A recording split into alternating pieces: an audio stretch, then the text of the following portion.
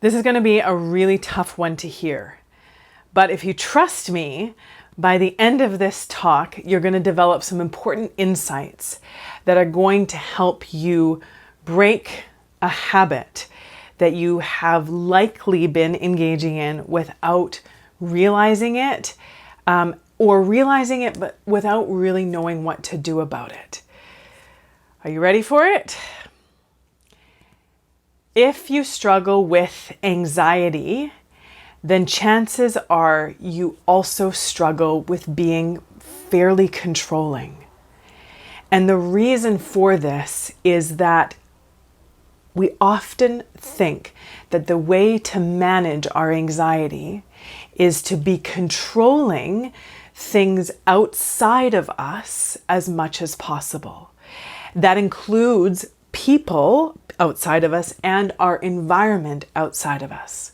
Because we believe that the antidote to anxiety, which is this sense of being out of control, we think that the antidote to that is to be in more control.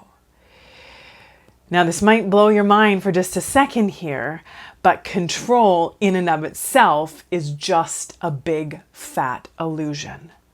So relying on full control in order to feel good, to feel more calm and comfortable and confident is a never-ending losing battle because full control is never possible. And as soon as we get one sense of control in one area, that didn't manage the anxiety, because that's not actually how we deal with anxiety. It's not how we properly treat anxiety, is to get more control. And so we get control in one area, and then something else will pop up that will be triggering anxiety, and we'll think that we need to get control in that area, or with that person, or with that circumstance, or with that friend, or that partner, or that boss, or that parent. That we just keep, it's like a game of whack-a-mole where we get one down and then something else pops up.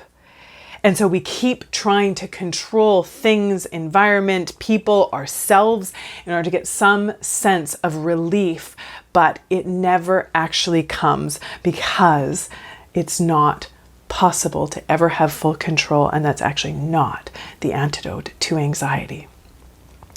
We're going to talk about what the antidote is, and we're also going to talk about today some areas that you might be a little more controlling than is what's healthy or helpful for yourself or for your relationship. Some ways that this is popping up for you, and it might even be contributing to you feeling more lonely, or to wondering why you can't kind of hang on to relationships, or why friendships and stuff tend to kind of crumble or blow up a lot of the time without even maybe you realizing why or what's going on. Friendships, romantic relationships, family relationships, whatever that is, you have a harder time holding on to them.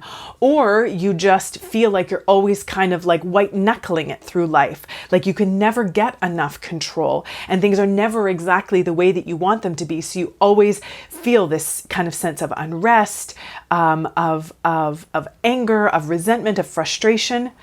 Yeah, all of it. We're going to talk about whether or not you might be too controlling in some areas, what these areas are, and then what we can do about it. Are you ready? This is a big one. This might be a harder one to hear, but without awareness, we can't make any changes. We can't make any shifts. So first we have to have sort of the strength and the courage to have that awareness, to be able to take an honest look at ourselves, and then to have the courage and the support and the strength and the tools to be able to make those changes, to make those shifts, so we can be feeling happier and healthier and having better relationships and a more fulfilling life. Yeah? If you're new here, welcome to our incredible little corner on the internet. Take a second, introduce yourself in the comment section below. If you are back again, always good to have you. If you haven't already, subscribe to the channel. The button's about right down there. Like the video if you like the video.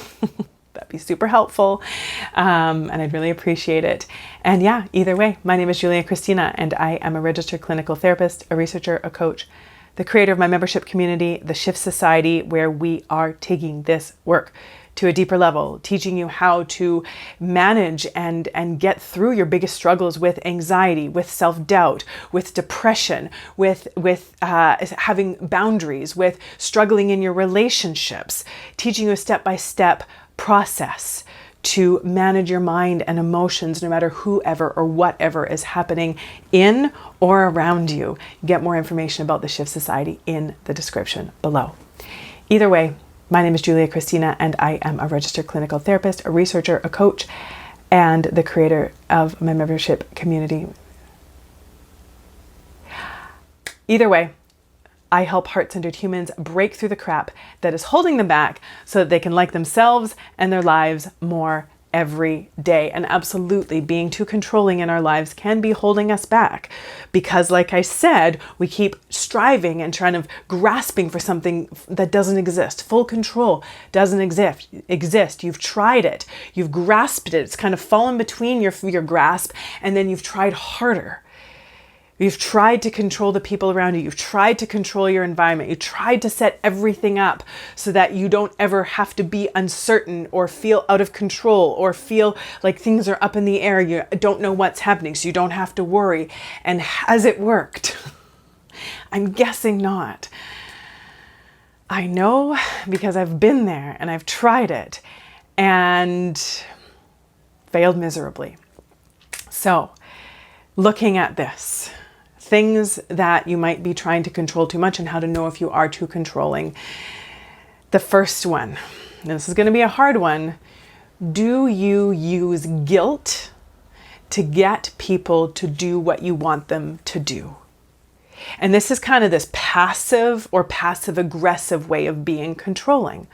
Trying to coerce people into doing what you want, responding how you want, acting how you want, behaving how you want, giving what you want, and you use guilt to do it.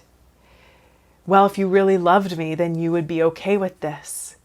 Well, so-and-so is a really good person and they had no problem with it. Are you sure that's what you want to do? Are you sure that that's the right decision to make? I don't know about that, right? Like just sort of using these little things. It can be subtle, but if you're trying to kind of subtly manipulate people into doing what you want by trying to make them feel bad if they don't, if they make a different choice, if they do something that, is their own choice that maybe isn't what you want. Do you use guilt to try to get people to do what you want? The next sign that you might be struggling with being too controlling is getting really jealous when people that you're close with, if it's a partner, if it's a sibling, if it's a best friend, even if it's just like a close coworker, want to do things with other people. And maybe you try to prevent that from happening. Maybe you feel threatened if they want to have other friendships, if they want to be around other people, and you start to think, something like, oh, I'm not good enough for them, or, oh, I'm not important enough to them. They want to be with this person. Maybe they're going to start liking them better. Maybe that means that, I'm not their priority, right? Maybe they're going to abandon me. Maybe they're going to leave me, right? And we can start to get really jealous and then start to become really controlling and maybe even use guilt. Like, oh, I was really hoping it was just going to be you and I. Unless, you'd made a plan for the two of you and you'd had this thing that you're going to do and you were really looking forward to it just being the two of you, right? Like that's different from being like, I was really hoping that you and I could just, go stand up paddleboarding together and it would just be something that you and I could share. And I'm a little disappointed that you invited all these other people because it was both of our first time doing it and I wanted to have this first time experience with you. You know the difference between that and every time, you make plans with someone and they include someone else, you get jealous. Or every time you call a friend and say, hey, can you hang out? And they have plans with someone else, you get really upset, right? Like you start to feel, threatened in some way. And you start to make little side remarks or try to lay little guilt trips or maybe even give them the silent treatment for a little while. And it's because you're feeling really jealous because you want them maybe all to yourself. And there's something about them having other relationships that feels very threatening for you. And so you try to control them into only being around you. Or the most of the time, or being around you, when you've decided that you want to be around them that that's what they should be doing, is wanting to be around you every time you want to be around them. That can be a sign that you're struggling with being too controlling. The next one is that maybe you just overtly criticize people for not doing things exactly the way that you want them to do. Maybe your partner doesn't load the dishwasher the way you think they should. Maybe they leave their socks underneath their desk when they're working. Maybe they don't, rinse the dishes. Wow, dishwasher analogies. You can tell this might be a little bit of an issue that I've had to deal with. Maybe they don't rinse their dishes before loading the dishwasher and think the dishwasher should take care of it. What is it that people don't do? Someone in your life doesn't do exactly the way you want them to do it, and so you end up criticizing them. You end up sort of nitpicking at them. Maybe they don't make the bed exactly the way you want it to, so you make a little comment about it and then huffily remake it yourself. Do you try to make people be exactly who you want them to be, or do things exactly the way that you want them to do it? Do you get upset? Do you judge them? Do you pick them apart when they don't?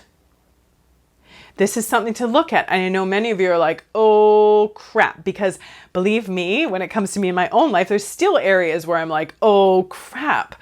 I gotta really rein that one in, because this is the way I see it, the way I like it, the way I do it.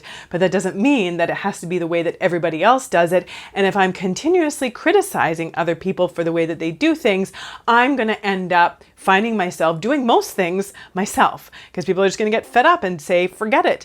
If you need it done a certain way, you do it that way.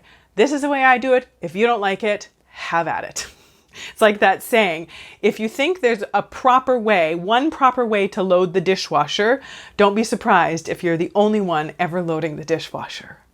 And I'm not saying that in close relationships we can't be flexible, we can't be open to other people's influence. There's not wiggle room there where, both people can be open to the way somebody else does something and try to make some adjustments, right? To sort of work together. I'm not talking about that, but you know what I'm talking about when you're always kind of nitpicking things and like, why can't they do it this way? Why are they always doing it like this? Why can't they just get this? Why don't they see this? Why don't they understand this? Why don't they notice that, right? And just constantly getting yourself into a state of frustration and anger and upset because people aren't living with the exact same brain as you.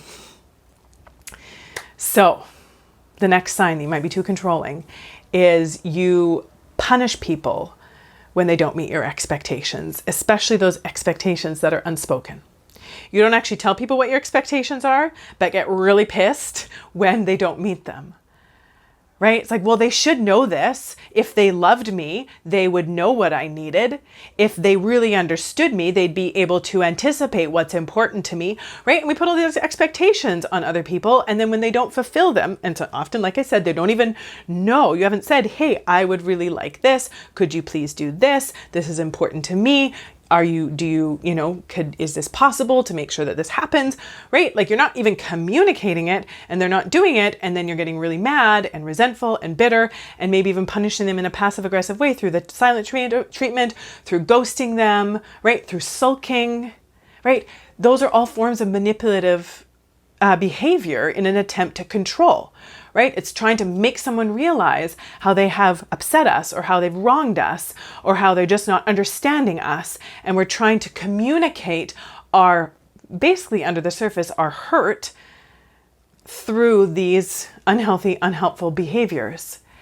And that is an attempt to control someone else's behavior when they haven't met our expectations. Now, I'm not saying it's not okay to be miffed when you've asked someone specifically to do something, right? You've asked your partner to clean the bathroom and they've said they would do it and then they didn't do it. And it's not unfathomable that you would be annoyed by that.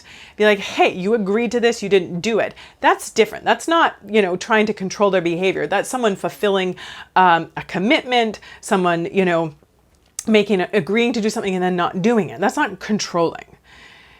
But it's, those times when someone doesn't meet an unspoken expectation and then you, are passive aggressively withholding yourself, withholding love, withholding attention, withholding your words, like getting your back up.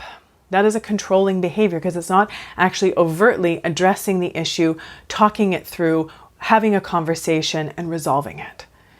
It's controlling, it's manipulative, it's passive aggressive.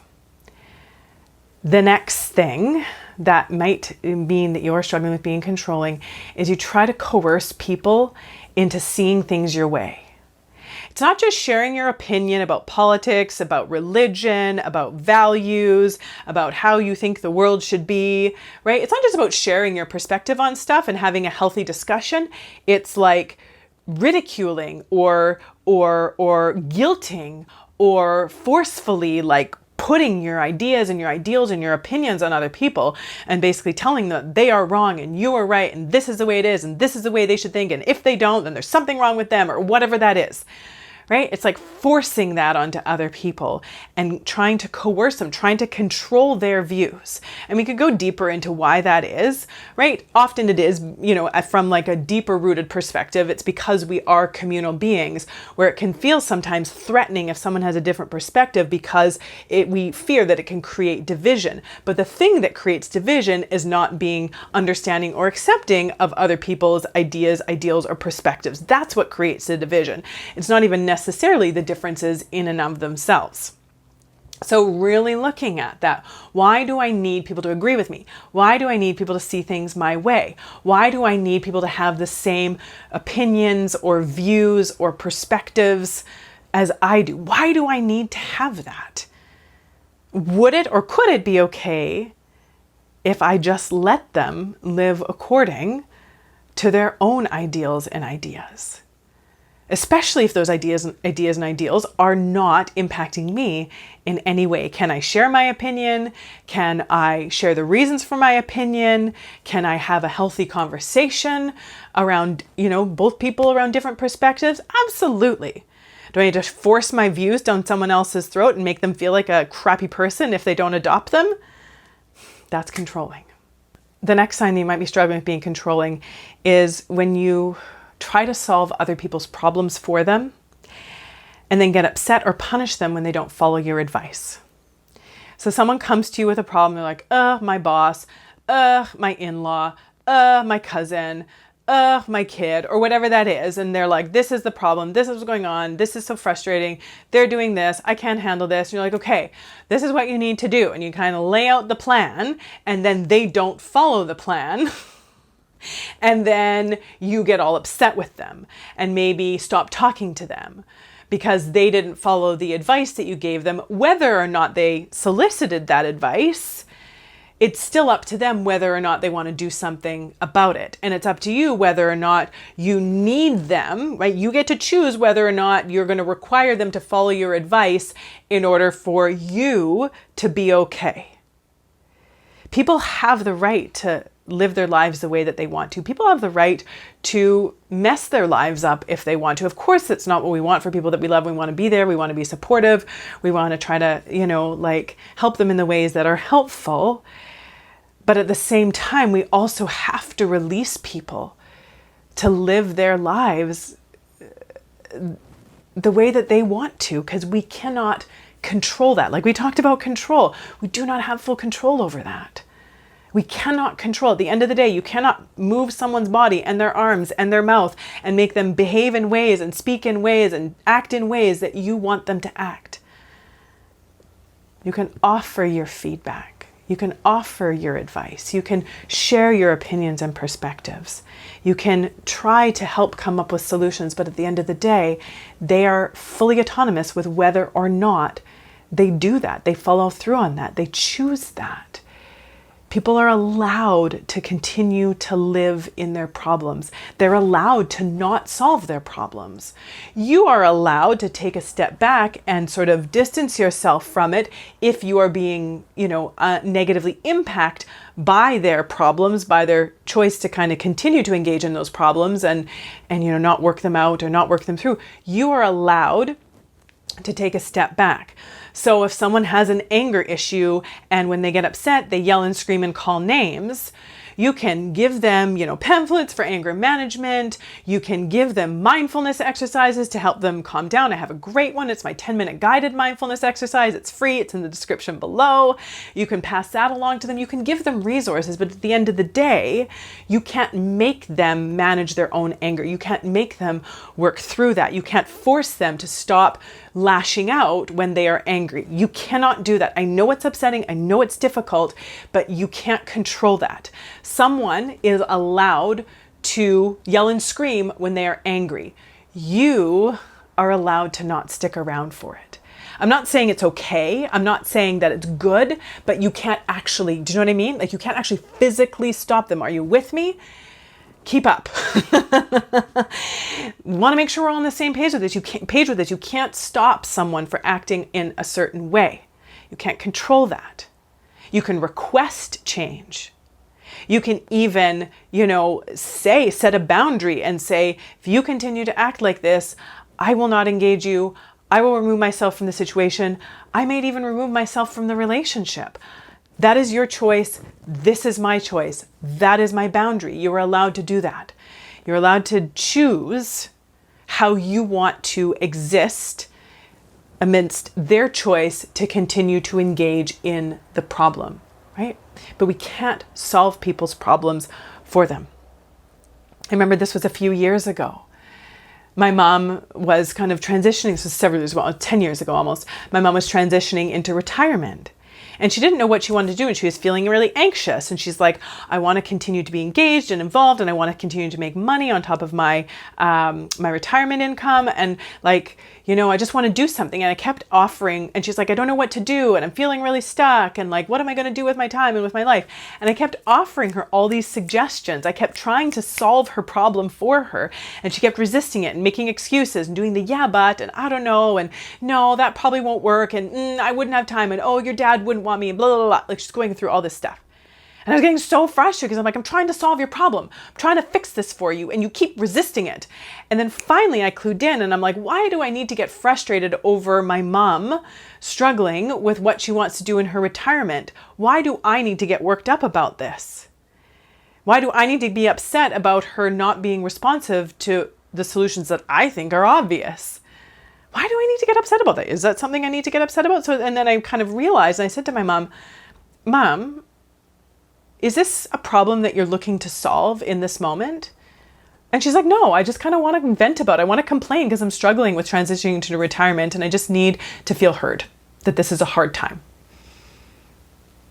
And I was like, oh, I got to save so much energy, so many brainstorming, processing of trying to figure out solutions. I could have saved all that brain power if I just asked her in the first place.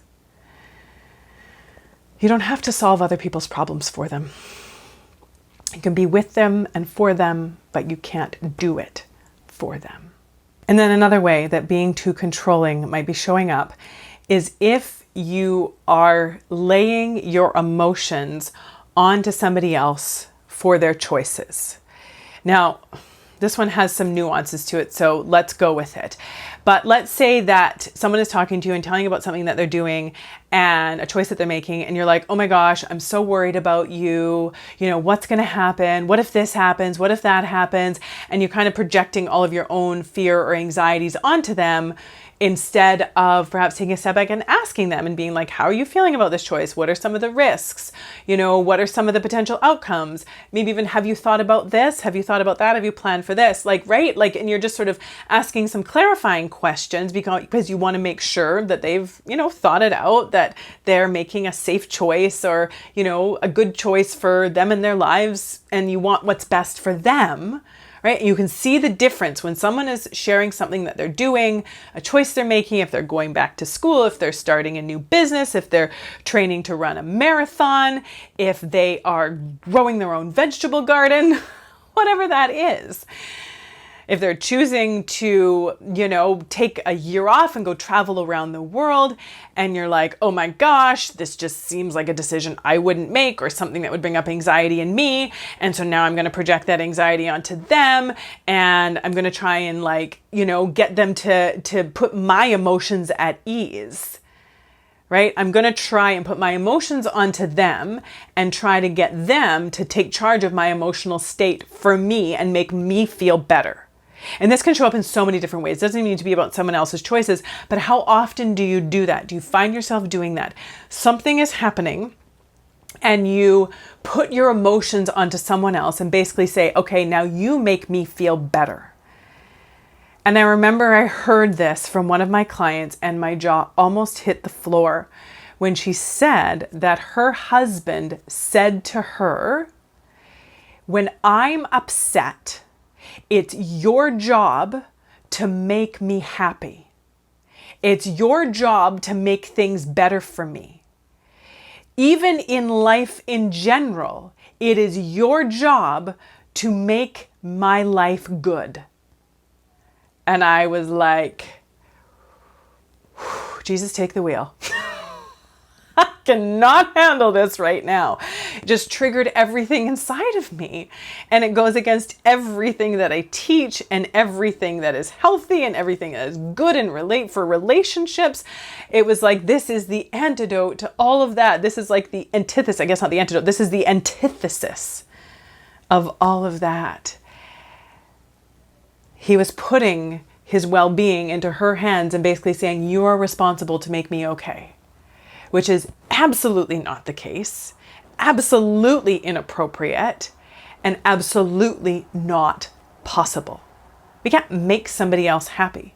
We can't be responsible for somebody else's mental and emotional well-being because it's not up to us and we have little to no control over it. Again, we can be there to support, we can be there to offer encouragement, we can be there to help when and how it's appropriate, but it's not our responsibility to do it for them. It's not our responsibility to carry other people's emotions, just like it's nobody else's responsibility to carry ours. We're allowed to feel anxious, we're allowed to feel upset, we're allowed to feel disappointed, we're allowed to feel hurt, and we're allowed to talk about that and work that out, but not putting it onto someone and expecting that they fix it for us.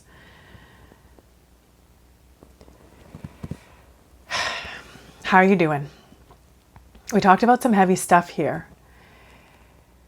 What's coming up for you right now? If you notice that you have been doing some of these things, that you've been engaging in some of these behaviors, just be gentle with yourself. It's for a reason. All behavior is purposeful.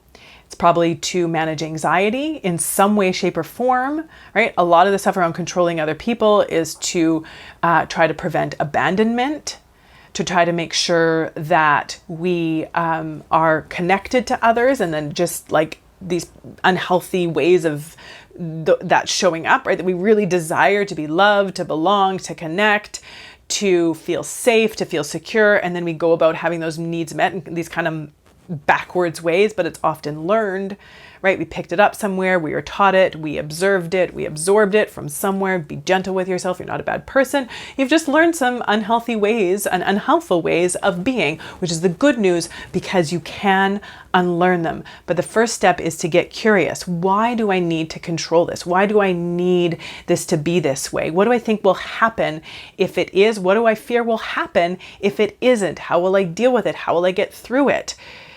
Really doing that deeper work. And if that deeper work is something that you are ready to do, join us in the Shift Society. This is the work we do. This program is brain changing. It is life changing. You will not be the same when you come out of it. The way you think, the way you feel, the way you show up, the way you relate, the way you live is going to change dramatically if you do the work. Join us in there. The information is in the description. And then you'll get on the wait list, you get notified when we open up registration again. In the meantime, if you want something to do that's going to deepen your relationship with yourself, the antidote to control, like I talked about, the antidote to anxiety is not control. The antidote to anxiety is trust. And that starts with learning how to trust ourselves, building that foundation from the inside out so we feel safe and secure and comfortable and confident in who we are. And I'm going to teach you how to build that self-trust in my guide. The simple steps to self-trust. That is in the description. You want to make sure you get your hands on that. You can start working on that while you wait for registration for the Shift Society to open up. Simple steps to self-trust. Go through it. Do the exercises. You're going to start building that self-trust faster than you might think once you learn how to do it. Always good to have you here. Like the video if you got something out of it. Subscribe to the channel. Stay connected. Let me know what connected with you. Get on the waitlist for the Shift Society. While you're waiting for that to open, get the simple steps to self-trust. And until next time, take good care of those around you and take good care of yourselves. Bye for now.